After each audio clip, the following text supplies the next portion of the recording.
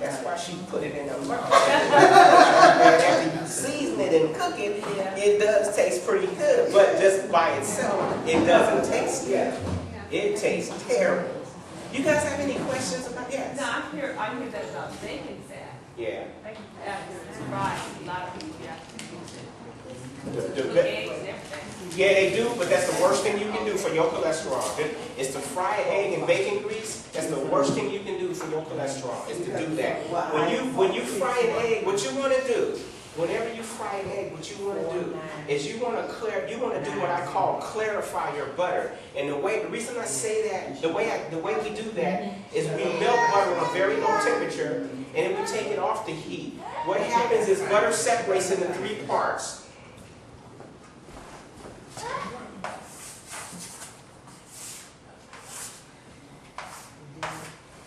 Cream on the bottom, oil in the center, and fat on the top. What you want to do is you want to scrape that fat off the top, then slowly pour that oil into a container. And when you fry an egg, we'll use that. Because the worst thing you can do for yourself is to fry an egg in bacon fat.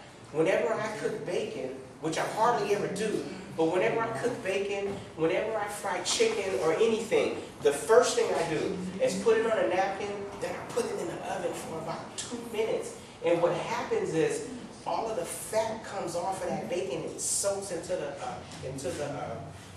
napkin. So you put it on the napkin? And put it in the oven. Now I'm careful because I don't want the napkin to catch on fire, you know.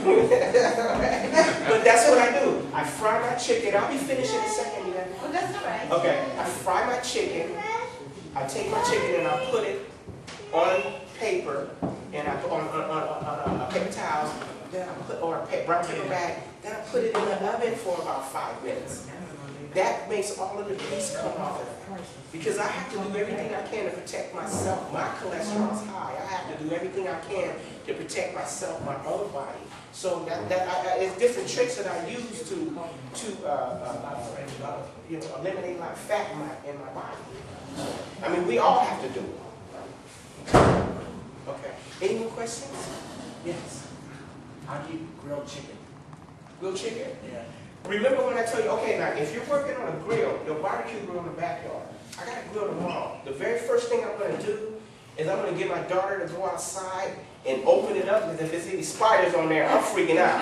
Seriously, I'm going to run around the block and you ain't catching me. So my daughter is going to go out there and get rid of the spiders, and then she's going to come back and tell me, and Cedric's going to be there too, and then they're not going to tell me that they saw any spiders because I'm not going to go near it if it's in there. After that, I'm going to line the bottom with foil, then I'm going to put some coals in there. Now, on my grill, I put more coals on one side than I do the other. The reason why is because I developed what I call a hot side. Everybody and their mama think they can grill, but I want you guys to check this out. I developed what I call a hot side because I want one part of my grill to be hotter than the other side. Because when I first put that meat on the grill, remember when I said I need that sizzle? I grill my steak, I grill my ribs, I turn it over with tongs, lots of times. I turn it over, even a burger. I never mash my burger, but I turn it over. I never stick it with a fork because I don't want to lose any juices. I put it on that hot side, I turn it over several times, then I move it over to the cool side and let it finish cooking to the temperature I desire, and then I'll put some fresh meat on the hot side again. I'm looking for that sizzle. In a hot pan, I'm looking for that sizzle. On a grill, all my coals are white. I'm looking for that sizzle. Why? Because that heat will sear the outside of the meat and it will seal the juices in. The juices dance around on the inside and they keep the fibers loose because the outside of the meat is hot, but the inside is just not too hot too quick. Okay? Yes. How do you keep the fire from flaring up? You know, a lot of times you get a lot of fire. You know what I'm going to do tomorrow? You throw water on it? Like, no, I never throw water on fire. I never throw water on a grease fire. If it's a grease fire, I'm going to cover it up or throw some flour on it. Now, what I'm going to do tomorrow is I'm going to have a spray bottle. That spray bottle is going to have liquid smoke in it. And Add some whole garlic cloves, and it's going to be very, very delicious. So when I spray, after I put my meat on the grill, and then the seasoning actually sticks to it, I'm going to spray it down with this flavorful water. And when the flame comes up, I'm going to spray it. I'm going to spray the meat. And the reason why the flame comes up is because fat's dripping off the meat anyway into the fire. Poof, it catches on fire. I spray the meat, spray those charcoals down.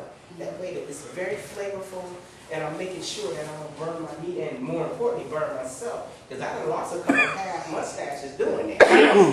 Looking at my meat doing good, boom! Next thing you know, half my face is all red. And then the other half is still looking cool. Any more questions? We're about to cut down. You like that singer on Star Search? Oh, half. Okay, any more questions before we stop? Because I got a meeting coming up and I just want to honor the time of the meeting. Although you guys are waiting like I was.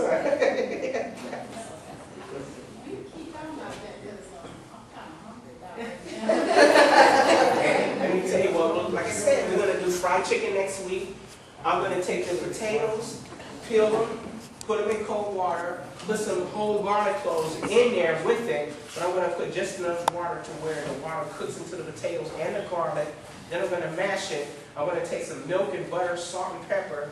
We're going to boil that on the side. After I mash the potatoes, we're going to put that in there, and then we're going to start and whip it real good. And they're going to be so delicious.